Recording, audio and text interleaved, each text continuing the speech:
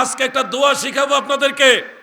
সহিহ বুখারীর 2য় খণ্ডের একেবারে শেষের দিকে এই দোয়াটা আছে, যেই দোয়াটা মিজানের পাল্লায় সবচেয়ে বেশি ভারী হবে। শিখবেননি সেই দোয়াটা? আপনারা অনেকে জানেন, যারা জানেন না তারা জেনে নেন, আর যারা জানেন তারা আবার শুনেন। নূরুন আলা নূর, বুখারী শরীফের মধ্যে উল্লেখ, একেবারে শেষের দিকে সবচেয়ে বেশি ভারী যেই দোয়া মিজানের পাল্লায় হবে সেটা একটা ছোট্ট দোয়া, সুবহানাল্লাহি বিহামদিহি সুবহানাল্লাহিল আযীম। বেশি বড় বলেন না, সুবহানাল্লাহি ওয়া বিহামদিহি, বলেন সুবহানাল্লাহি ওয়া বিহামদিহি সুবহানাল্লাহিল আযীম। বেশি বড়। এই দোয়াটা তো পাওয়ারফুল দোয়া। আল্লাহ রসুল বলেন মিজানের পাল্লায় সবচেয়ে বেশি ওজন হবে এই দোয়া, সুবহানাল্লাহ বলেন। তো দিনে কয়েকবার অন্ততপক্ষে এই দোয়াটা পড়ার চেষ্টা করবেন, ইনশাআল্লাহ বলেন। প্রিয় ভাই আমার, বন্ধুরা আমার, এবার আসুন আমি যে বিষয়টা আপনাদের বোঝানোর চেষ্টা করছি। 10 টাকার কয়েনের জন্য যদি এত বড় বিপদ আপনার কপালে আসে, তাহলে বলুন তো, যদি বেশি টাকা মানুষ পাওনা হয়, বিপদটা ছোট হবে না বড় হবে? যদি ভাইয়ের সম্পত্তি দখল করে রাখেন, নিজের বোনের সম্পত্তি দখল করে রাখেন, এই মামলায় অনেকে জড়িত আছেন। বাবার সম্পদ আপনি যেমন হকদার, আপনার বোনেও হকদার। বোন নিলে আপনারা একটু ঘৃণার নজরে দেখেন, ফর্তা নিছে, কত ধরনের শব্দ যে বানাইছে তারা। বাপের সম্পত্তি নিছে, মেয়েরা নিলে এটা কত রকমের অ্যাটাকমূলক কথা আপনারা বলেন। কিন্তু বাবার সম্পদে আপনি যেমন পাওনাদার, হকদার, উত্তরাধিকারী, আপনার বোনও ঠিক ওই সমান সম্মানের উত্তরাধিকারী। পরিমাণে এক সমান না, কিন্তু মর্যাদায় আপনি যেমন পাওনাদার, আপনার বোনেও পাওনাদার। এখন যদি আপনি কোনো ধরনের ছল ছাত্র, ছেলেরা তোমরা কি বোনের সম্পদ ঠকাইবা নাকি?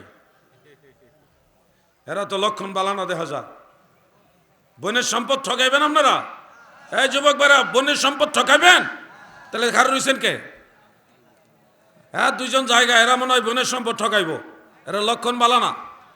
আপনারা এসে বসেন, আলোচনা মনোযোগ দিয়ে শুনেন। আজকে আমলি আলোচনা করব, মনোযোগ দিয়ে শুনেন, 2টা কথা আমল করার চেষ্টা করেন। আল্লাহ তৌফিক দেন, সবাই বলেন আমিন। দুরূদ শরীফ পড়ুন। আল্লাহুম্মা, আছে জায়গা আছে, বইতে পারবো, মানুষের বুদ্ধি আছে। মাওলানা, আচ্ছা এরপরও একটু যদি চাইপা বন, পিছনে জায়গাটা একটু খালি করে দেন, আপনারা একটু সামনে আয়া পড়েন।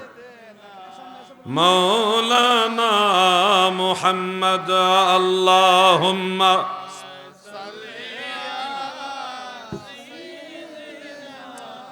মাওলানা মুহাম্মদ ওয়া আলা মাওলানা। এই দুনিয়া পরে থাকবে, আমরা একদিন থাকব না। সবাই আমাদের ভুলে যাবে, নবী গো আপনি ভুইলেন না। আল্লাহুম্মা সাল্লি, মাশাআল্লাহ,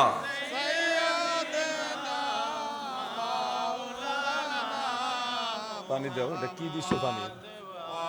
মাহবুব,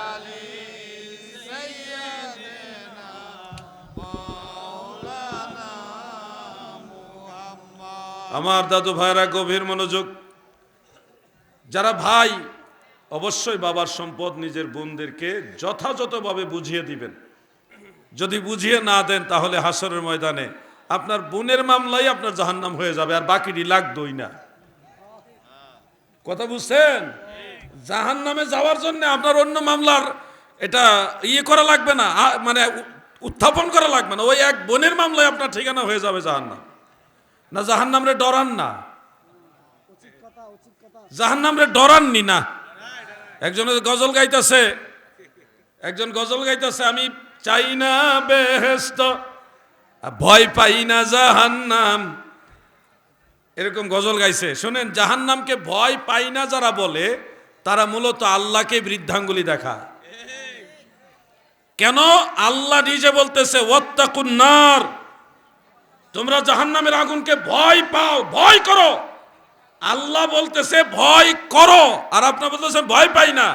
তাহলে তো এখানে বোঝা যাচ্ছে আল্লাহর কথা আপনার কাছে।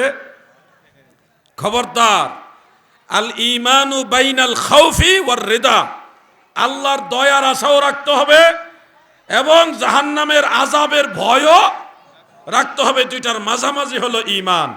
আপনি যদি একতরফা ধরে নেন, কিসের জাহান্নামকে ভয় পাবো, আমি নবীর উম্মত, আমি যে জান্নাতে যাব, একতরফা যারা জান্নাতের আশা করে এদের কপালে বিপদ আছে। আবার যারা জাহান্নামরে ভয় পাইতে পাইতে বেশি কাতর হয়ে যায় তারও সমস্যাত পড়বে। আপনি জাহান্নামেরও ভয় পাইতে হবে, জান্নাতেরও আশা করতে হবে। এইভাবে আপনি সামনে নেক আমল করেন, আল্লাহ আপনাকে দয়া করবে। এই জন্য গজলটা পরবর্তীতে একটু চেঞ্জও করেছেন।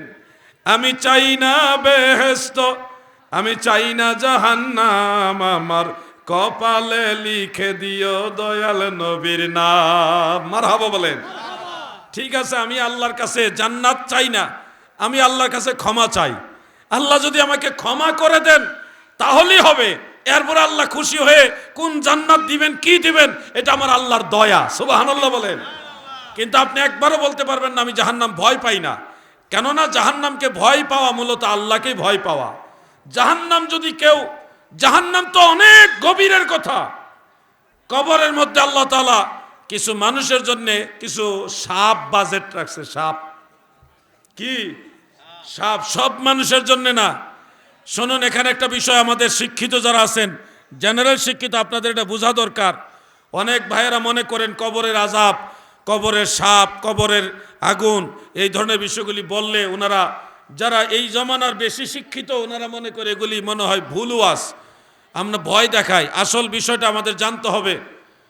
আমরা মারা যাওয়ার পরে সওয়াল জবাব হবে এবং হয়।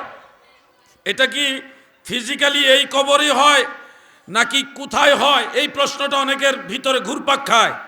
অথবা যারা সাগরে ডুবে মারা যায় তাদের তো কবরই হয়নি, যারা আগুনে পুড়ে ছাই হয়ে গেছে তাদের তো কবর হয়নি। তো এই মানুষগুলির তো কবরই নাই, তাহলে সওয়াল জবাব মুনকার নকির কিভাবে আসলো? এই প্রশ্নগুলি অনেকের মনের ভিতরে ঘুরপাক খায়। আমি দেখেছি কিশোরগঞ্জের এক মাহফিল, একজন ভদ্রলোক, একজন বক্তার ওয়াজ